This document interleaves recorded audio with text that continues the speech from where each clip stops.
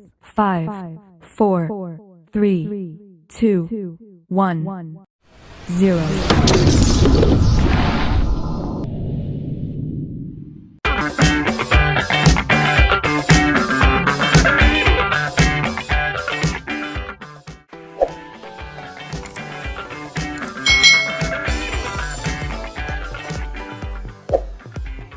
Hai, selamat datang di channel YouTube Kak Citra. Hari ini kita akan belajar bersama-sama untuk mata pelajaran tematik, khususnya untuk adik-adik yang duduk di kelas 6. Kita belajar di tema 1, subtema 1, pembelajaran yang kedua. Kalau kalian belum melihat video pembelajaran yang pertama, kalian bisa lihat dulu adik-adik di channel YouTube Kak Citra ini. Kita langsung ke materinya ya adik-adik. Tahukah kamu bahwa ada beberapa jenis tumbuhan yang dapat diolah menjadi makanan dan obat? Jadi tumbuhan di sekitar kita itu ada yang dimanfaatkan untuk menjadi makanan, ada juga yang dimanfaatkan untuk menjadi obat. Ayo kita cari tahu bersama-sama. Di Asia Tenggara banyak tumbuhan yang dimanfaatkan untuk bahan makanan. Namun di antaranya banyak juga yang dimanfaatkan sebagai obat. Asia Tenggara sendiri adik-adik merupakan wilayah tropis yang memungkinkan banyak tumbuhan bisa hidup.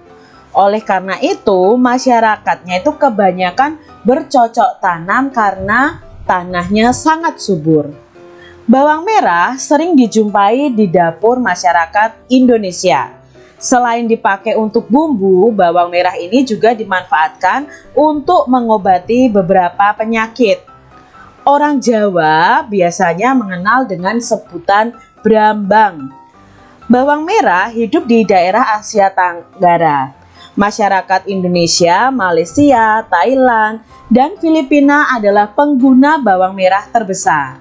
Pemakai bawang merah terbanyak adalah Indonesia.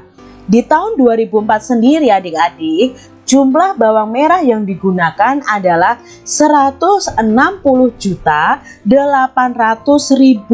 ton per tahunnya. Wah, banyak sekali adik-adik ya. Nah, ini tadi informasi mengenai bawang merah.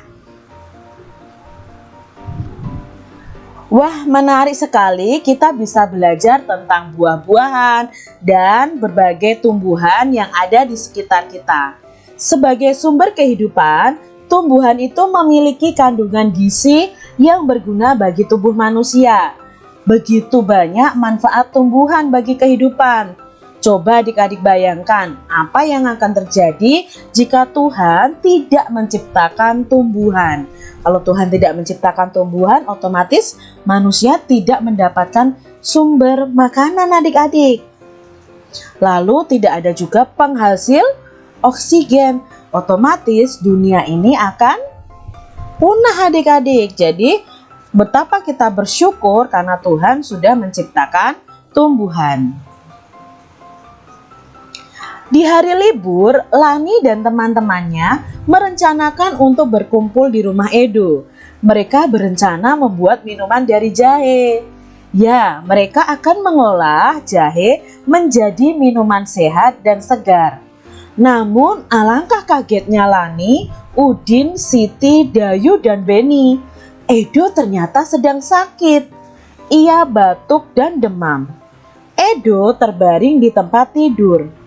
Mereka akhirnya bersepakat membuatkan wedang jahe untuk Edo. Di belakang rumah Edo banyak tanaman jahe.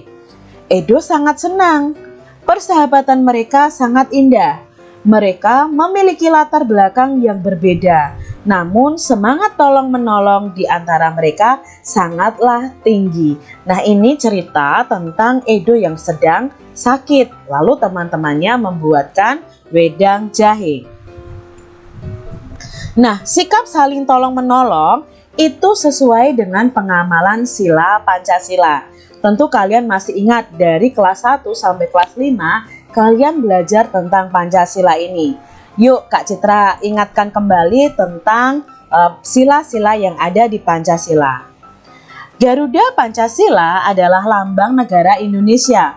Garuda ini besar, gagah, dan perkasa. Lihatlah perisainya. Perisai itu memuat simbol dari sila-sila pada Pancasila. Pancasila ini adalah dasar negara kita. Nah, ini adalah perisai yang ada di dada burung Garuda. Nah, di situ ada simbol sila-sila Pancasila. Pancasila sendiri berasal dari dua kata, yaitu panca dan sila. Panca itu artinya 5, sila itu artinya dasar atau aturan. Pancasila artinya 5 dasar atau 5 aturan. Kata Pancasila sendiri diambil dari bahasa Sanskerta adik-adik.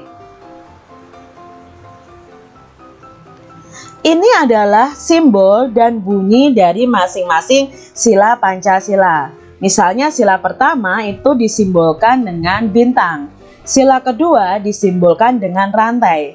Sila ketiga disimbolkan dengan pohon beringin. Sila keempat disimbolkan dengan kepala banteng. Sila kelima disimbolkan dengan padi dan kapas. Sila pertama Pancasila. Nilai-nilai yang terkandung dalam sila ketuhanan yang Maha Esa atau sila pertama adalah sebagai berikut. 1.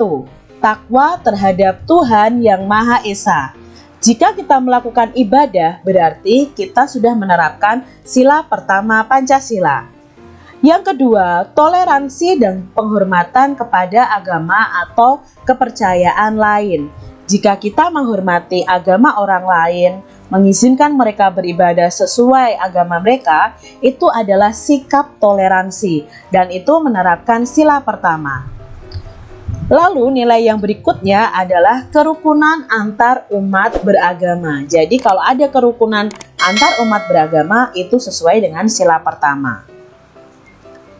Lalu nilai-nilai yang terkandung dalam sila kedua yaitu kemanusiaan yang adil dan beradab. Yang pertama adalah adanya persamaan derajat.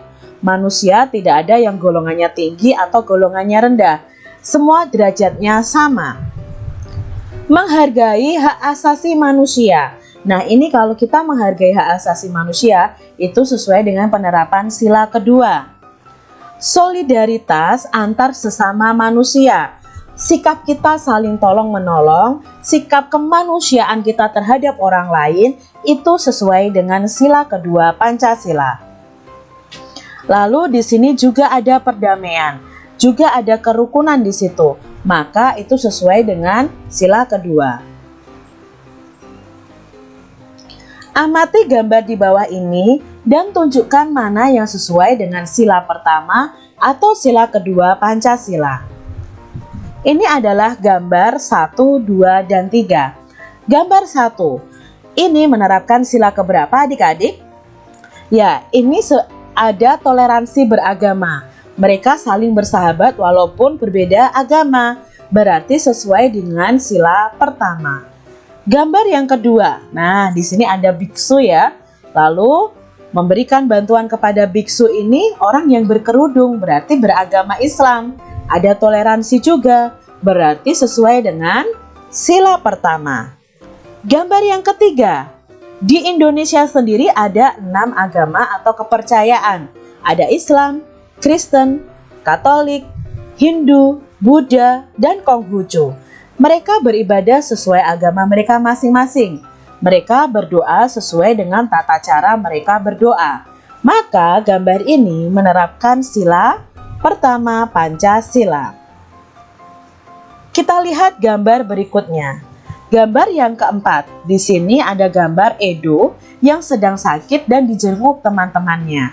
Berarti di sini ada sikap saling tolong-menolong, ada rasa kemanusiaan dari teman-teman Edo. Maka gambar nomor 4 ini sesuai dengan sila kedua. Gambar nomor 5. Di sini ada anak yang membantu temannya untuk belajar. Berarti ada juga rasa kemanusiaan, ada rasa tolong-menolong di situ. Berarti juga sesuai dengan sila kedua Pancasila. Gambar yang keenam, nah, membantu teman yang jatuh. Membantu teman yang jatuh itu juga sesuai dengan sila kedua Pancasila. Gambar yang ketujuh itu menyatakan pendapat ya, menghargai. Lalu teman di sampingnya itu menghargai. Menyatakan pendapat adalah salah satu hak asasi manusia. Lalu temannya menghargai ketika temannya berpendapat. Maka ini sesuai dengan sila kedua Pancasila. Yang berikutnya adalah rasa menghormati kepada orang yang lebih tua. Itu juga menerapkan sila kedua Pancasila. Jadi itu tadi contoh-contoh penerapan sila pertama dan sila kedua pada Pancasila.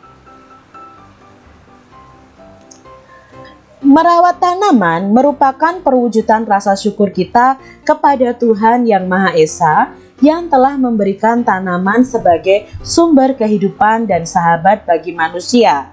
Maka, mari adik-adik semuanya, kita merawat tanaman yang ada di sekitar kita. Manfaat tanaman bukan hanya pada buah dan bunga. Bagian tanaman lainnya yang bisa dimanfaatkan adalah kayu adik-adik. Nah, kayu ini banyak dimanfaatkan untuk bahan bangunan, untuk pembuatan kertas, pembuatan tisu, itu juga menggunakan kayu. Banyak produk seni yang terbuat dari kayu. Salah satunya adalah patung. Kamu bisa membuat patung seperti mereka. Namun kali ini kita akan belajar membuat patung dari bahan lain, yaitu tanah liat atau lilin malam. Ini adalah contoh bentuk-bentuk patung yang mungkin akan kalian temui dalam keseharian kalian.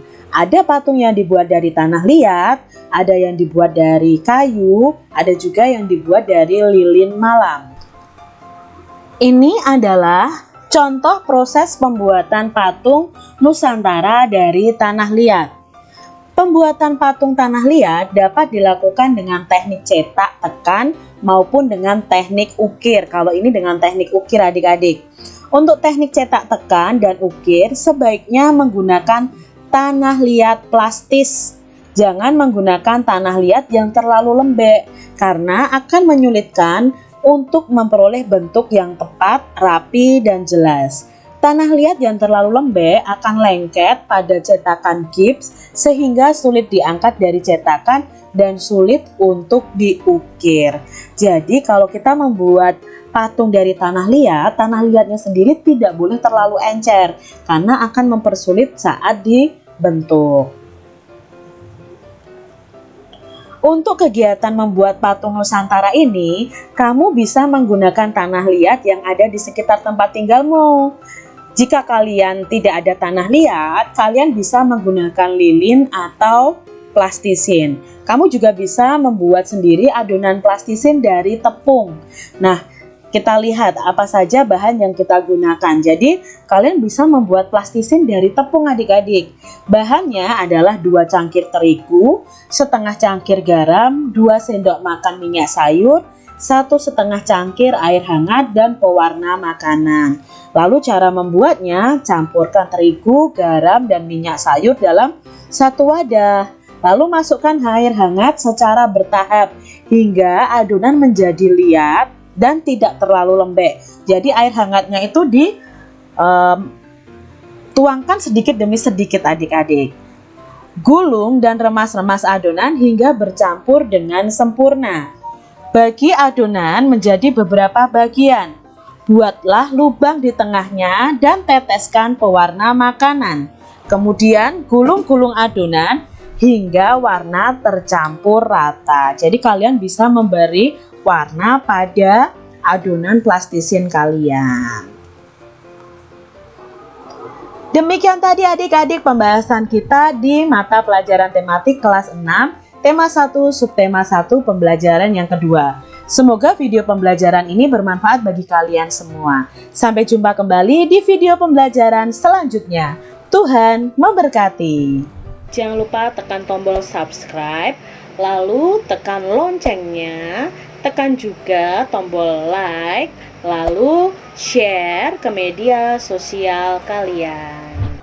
Jangan lupa untuk ikuti media sosial Kak Citra. Terima kasih.